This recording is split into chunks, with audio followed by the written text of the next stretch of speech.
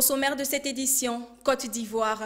Abidjan, la saison de pluie rime avec des dégâts matériels et désolation dans certains quartiers. 10 morts d'après un bilan provisoire.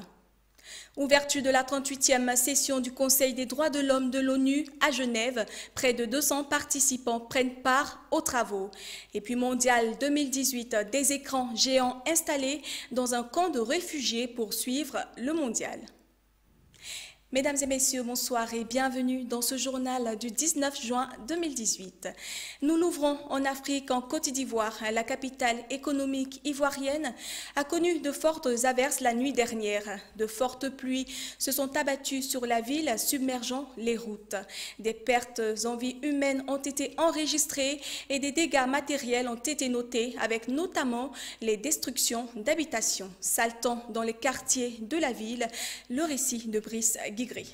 Au quartier Palmeraie à Abidjan, les riverains ce matin du 19 juin donnaient l'impression de sortir tout droit d'un film d'horreur, tant les images étaient effroyables. Sur la chaussée, des corps sans vie, des toitures enlevées, des arbres déracinés. Et pour cause, les fortes précipitations accompagnées de vents violents se sont multipliées la nuit dernière, occasionnant des inondations surtout pour les habitants des zones à risque.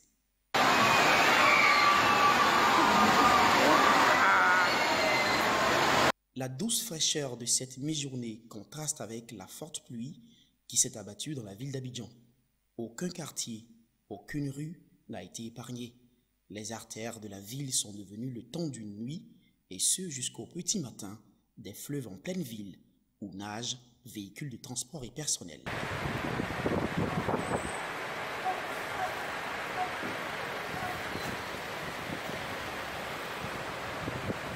Cependant, après la pluie, ce n'est pas toujours le beau temps. L'eau partie laisse toutes sortes de déchets qu'il faut enlever. Le quotidien de la quasi-majorité des populations d'Abidjan en saison des pluies n'est pas des plus aisés. Pourquoi donc, nonobstant des projets mis en œuvre, Abidjan continue à être sous les eaux? Nos sources convoquent tout d'abord la topologie de la ville qui présente un relief accidenté. Ensuite, la pluviométrie, et à cela il faut ajouter le manque d'infrastructures d'assainissement. Presque tous les quartiers d'Abidjan sont exposés du fait de l'insuffisance des canalisations ou de leur obstruction par les déchets ménagers et industriels. Le tout exacerbé par les changements climatiques qui font tomber des quantités de pluies inattendues.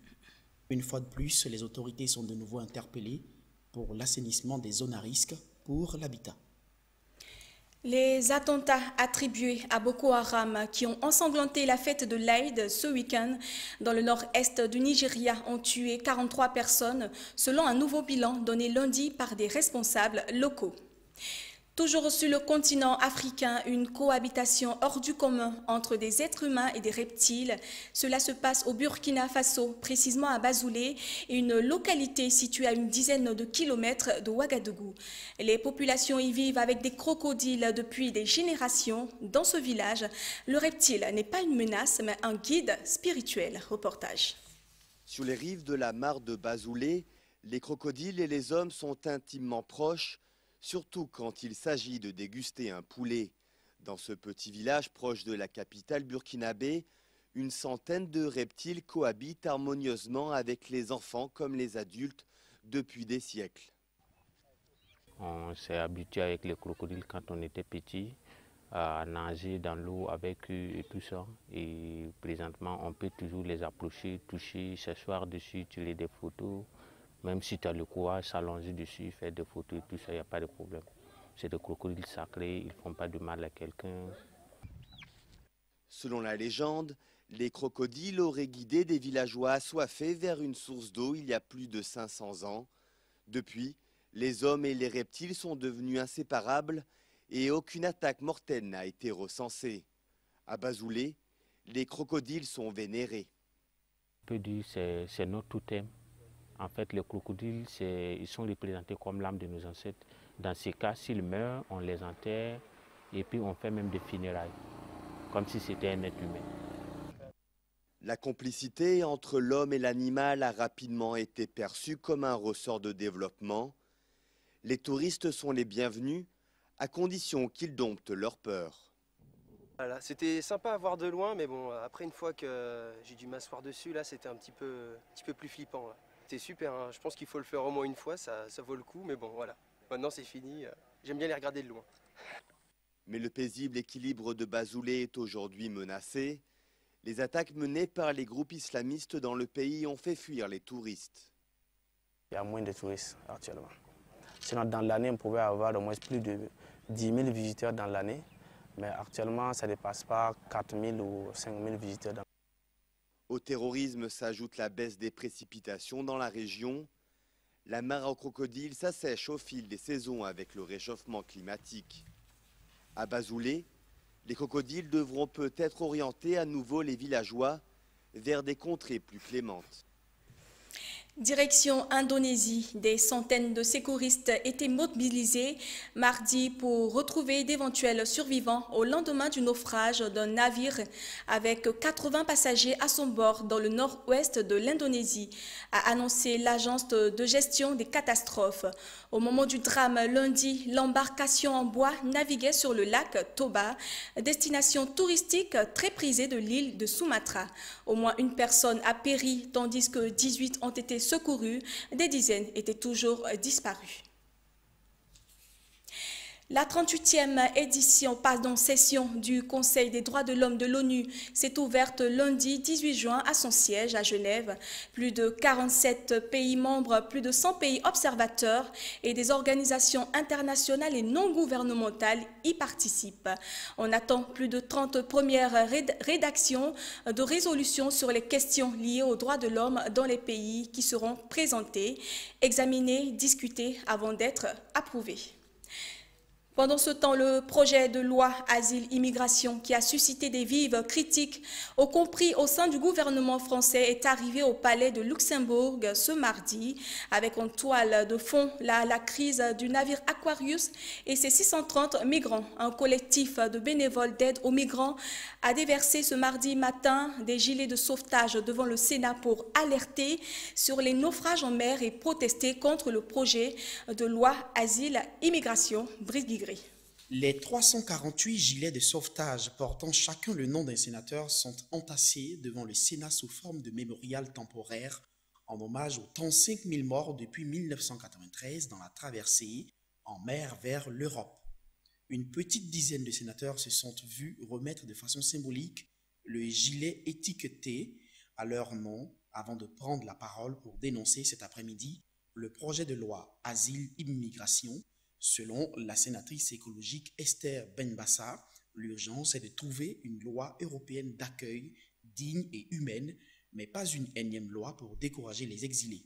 Sur les 348 gilets collectés, 259 vont être expédiés dès la semaine prochaine à l'Aquarius, le bateau ambulance refusé par l'Italie qui a trouvé refuge en Espagne dimanche après avoir frôlé les côtes françaises.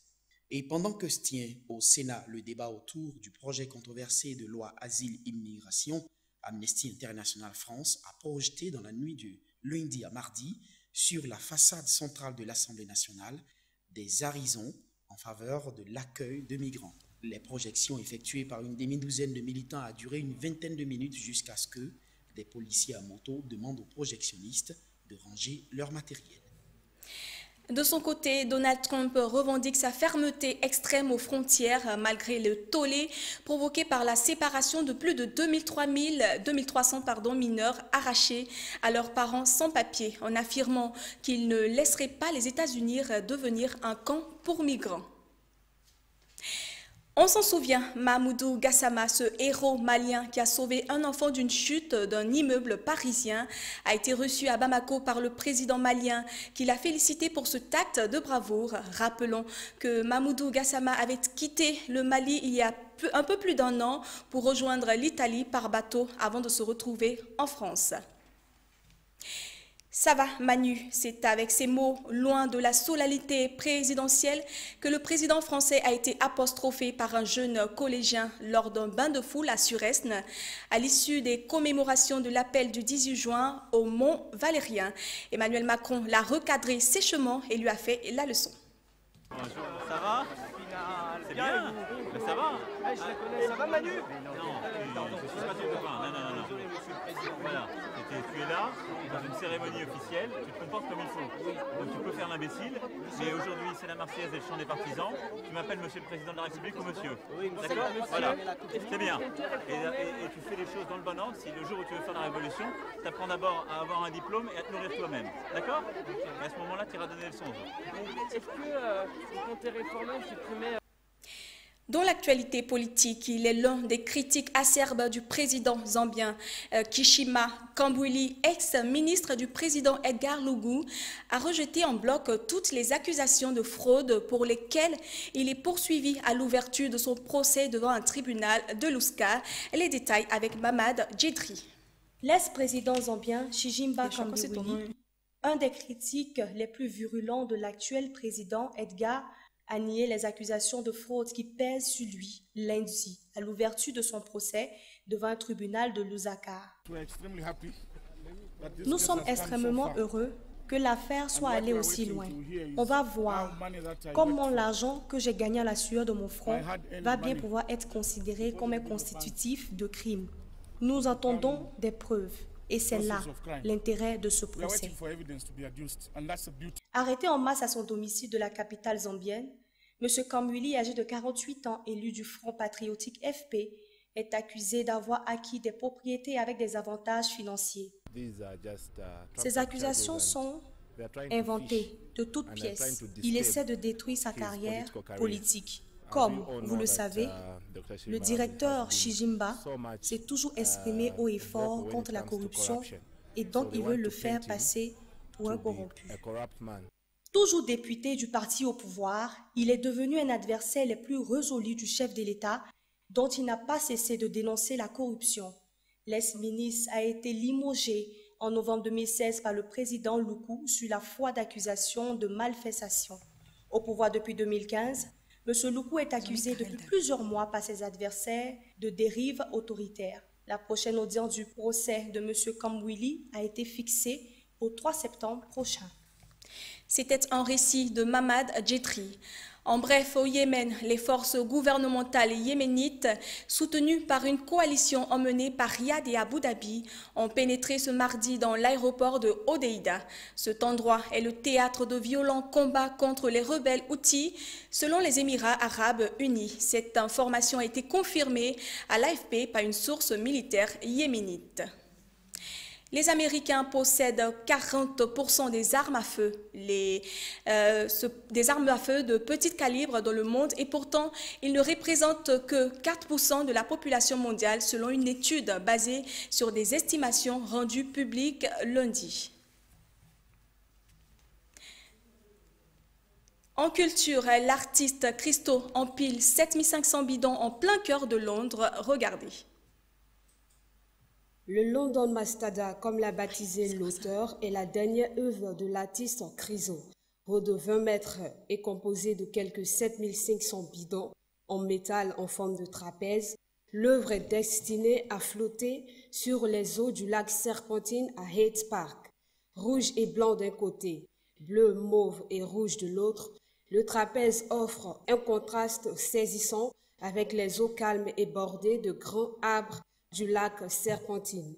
L'œuvre se veut par nature ouverte à toutes les interprétations et n'a pas de vocation à véhiculer une quelconque déclaration, explique l'artiste. Il n'y a pas de message. Il y a quelque chose à découvrir soi-même. Je ne peux pas te diriger, tu devrais développer tes sens. Le London Mastada, dont la construction financée par l'artiste a débuté le 3 avril dernier, sera visible pendant l'été jusqu'au 23 septembre, avant d'être recyclé. Seule concession du créateur Christo, l'œuvre de 20 mètres de haut peut s'apparenter à une sorte d'escalier vers le ciel. C'était un reportage de Eda Pays.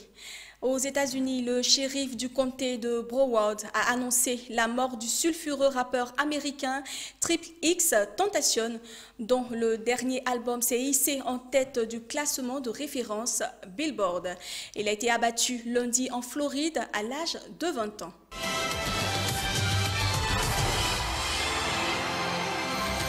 Le mondial 2018 se poursuit en Russie. La sélection sénégalaise fait vibrer l'Afrique cet après-midi en battant la Pologne par un score de 2-1. En effet, les Lions de la Teranga ont rugi par 2 fois sur le rectangle vert de Spartak à Moscou.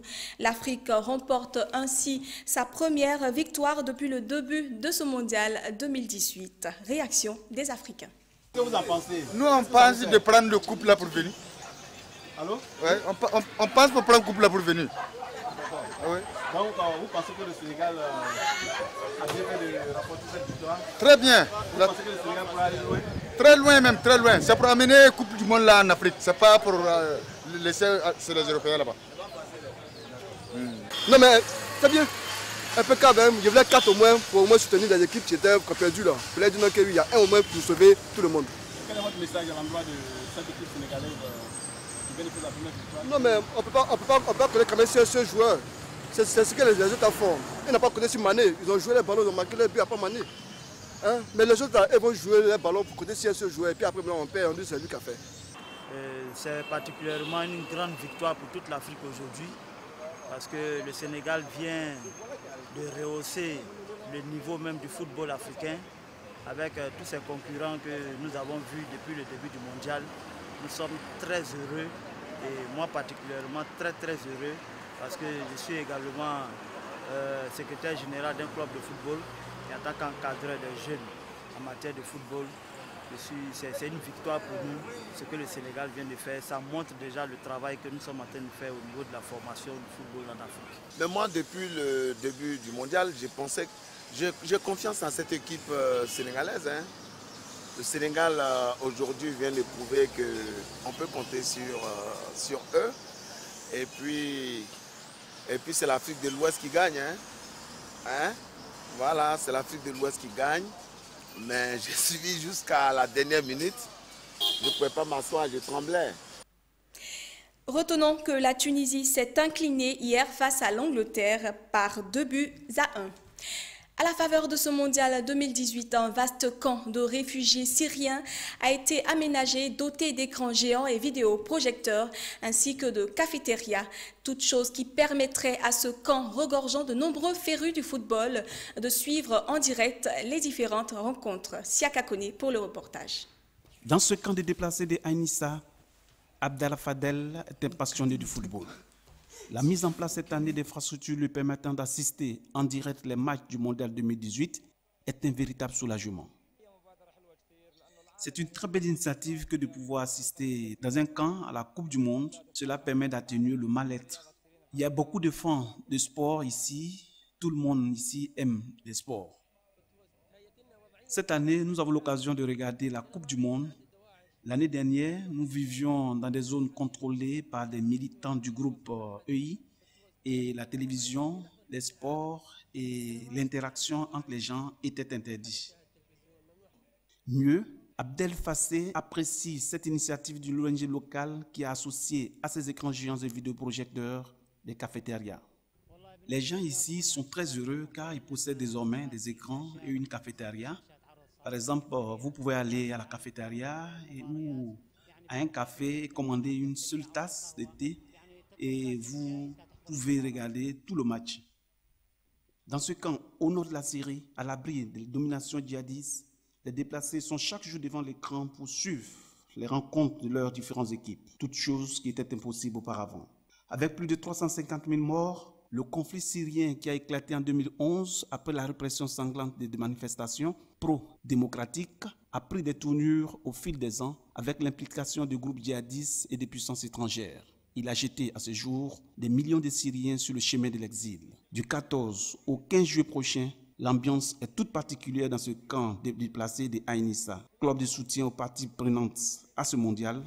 Animation, rencontres entre anciens sportifs sont le quotidien de ces réfugiés qui se montrent très soulagés pour la circonstance.